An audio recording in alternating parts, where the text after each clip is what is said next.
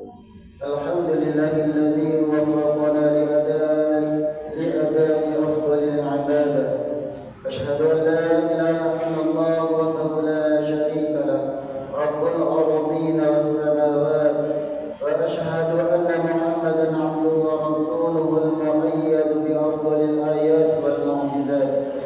صلى الله على سيدنا محمد وعلى آله وأصحابه بحسب تعاقب الأوقات والساعات، فسلم تسليما كثيرا. أما بعد، فيا أيها الناس اتقوا الله حق تقاته ولا تموتن إلا وأنتم مسلمون. Ma'asyiral muslimin jamaah salat Jumat rahimakumullah. Pada kesempatan yang mulia, melalui mimbar khutbah ini, saya berpesan kepada para jamaah sekalian, utamanya kepada diri saya sendiri. Marilah kita senantiasa meningkatkan iman dan takwa kita kepada Allah Subhanahu wa taala, yaitu dengan menunaikan seluruh kewajiban dan meninggalkan segala larangannya, memperbanyak amal ibadah dan beramal soleh, serta selalu waspada dan hati-hati dalam menyelesaikan sisa usia ini agar tidak mudah terseret oleh rayuan setan dan tunjukkan hawa nafsu. Sebagaimana telah kita ketahui bahwa manusia adalah makhluk yang paling mulia di antara makhluk Tuhan yang lainnya. Manusia yang memiliki kesanggupan untuk memikul amanah dari Tuhan. Dengan kesanggupannya itu, manusia memikul beban tugas mulia, kewajiban yang harus dilaksanakan dengan baik, kewajiban kepada Khaliknya maupun kewajiban terhadap dirinya sendiri atau kepada orang lain. Juga kewajiban kepada orang yang menjadi tanggung jawabnya atau keluarganya, baik tanggung jawab dalam masalah pendidikan maupun memberi nafkah, sandang, pangan dan papan sesuai dengan kesanggupan dan kemampuan yang dimilikinya. Ma'asyiral muslimin jamaah salat Jumat rahimakumullah. Allah Subhanahu wa taala berfirman, "Wa qul i'malu fasayarallahu 'amalakum wa rasuluhu wal mu'minun."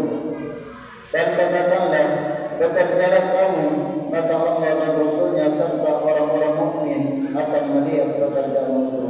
Quran Surah At-Taubah ayat 105. Ikhtiar yang kita lakukan untuk mencari rezeki hendaklah disertai harapan mendapat anugerah dari karunia dari Allah. Didasari dengan niat ibadah, berniat mencari nafkah untuk memenuhi keluarganya, juga untuk kepentingan ibadah yang lain, maka usaha dan ikhtiar itu menjadi bernilai ibadah. Beliau bersabda, "Ma akala ahadun ta'aman qattu khairan min an ya'kula min 'amali yadihi, wa inna nabiyyallahi Daud kana ya'kulu min 'amali yadihi." Tidaklah seorang makan suatu makanan yang lebih baik dari makanan yang dia makan dari hasil pekerjaan tangannya, dan Nabi Daud alaihissalam adalah makan dari hasil pekerjaan tangannya. Hadis riwayat Bukhari. Agar usaha yang kita lakukan dalam mencari rezeki itu bernilai ibadah dan mendapatkan keridhaan Allah Subhanahu wa taala, ada beberapa hal yang perlu kita perhatikan, yaitu pertama, berusaha dan bekerja di bidang usaha yang halal dan bukan merupakan pekerjaan yang dilarang agama. Bekerja dan berusaha dalam bidang usaha yang halal merupakan suatu kewajiban, oleh sebab bekerja itu menjadi sesuatu yang mulia dan bernilai ibadah.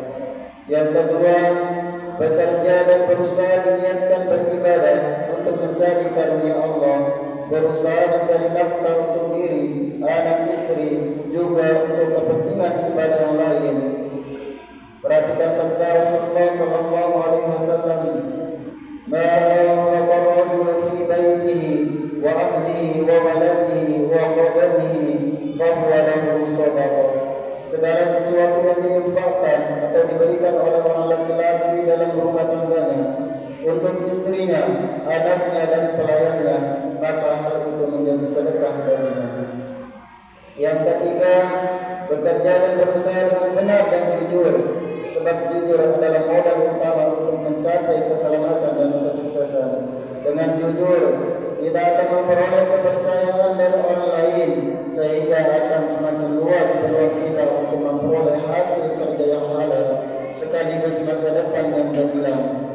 Rasulullah SAW bersabda, sungguh kejujuran itu menunjukkan menghalau pada kebajikan, dan kebajikan itu menunjukkan menghalau ke surga. Sesungguhnya orang yang benar dan jujur ditetapkan di sisi Allah sebagai ahli kebenaran siddiq. Sesungguhnya dusta itu mendorong pada kekejian, dan sesungguhnya kekejian itu menghalau ke neraka. Sungguh orang yang melakukan kedustaan itu dicatat di sisi Allah sebagai ahli dusta. Hadis riwayat muttafaq alaih. Yang keempat, tidak melakukan kecurangan dan penipuan dalam setiap usaha dan pekerjaan yang dilakukannya.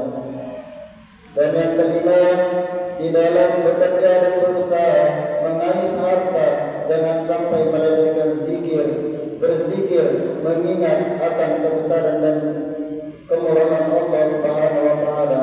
Allah Subhanahu wa taala berfirman, rijalun la tulhihim tijarah wa la bay'un an dzikrillah wa iqamis salati wa ita'iz zakat yakhafuna yawman tataqallabu fihi al-qulub wal absar. Laki-laki yang tidak dilalaikan oleh perniagaan dan tidak pula oleh jual beli dari mengingat Allah, dan dari mendirikan sembahyang, dan dari membayarkan zakat, mereka takut pada suatu hari yang di hari itu hati dan penglihatan menjadi goncang. Quran Surah An-Nur ayat 37. Yang keenam, bersyukur kepada Allah atas hasil yang telah dicapainya, karena bila seseorang mau mensyukuri hasil usaha yang dilakukan itu, tentu Allah akan memberikan tambahan kenikmatan kepadanya. Allah Subhanahu wa taala berfirman, la syakartum la azidannakum wa la kafartum inna 'adzabi lasyadid. Sesungguhnya jika kamu bersyukur, pasti kami akan menambah nikmat kepadamu. Dan jika kamu mengingkari nikmatku, maka sesungguhnya azabku sangat pedih. Quran Surah Ibrahim ayat 7. Ma'asyiral muslimin jamaah salat Jumat rahimakumullah. Demikianlah khutbah yang saya sampaikan dalam kesempatan yang mulia ini. Mohon maaf atas kurang lebihnya, dan semoga Allah senantiasa melimpahkan anugerah dan rahmatnya kepada kita. Usaha yang kita lakukan menjadi lancar, membawa hasil yang baik, diberkahi dan diridai oleh Allah Subhanahu wa taala. Barakallahu li wa lakum fil Qur'anil azim wa nafa'ani wa iyyakum bima fihi min al-ayati wa dhikril hakim.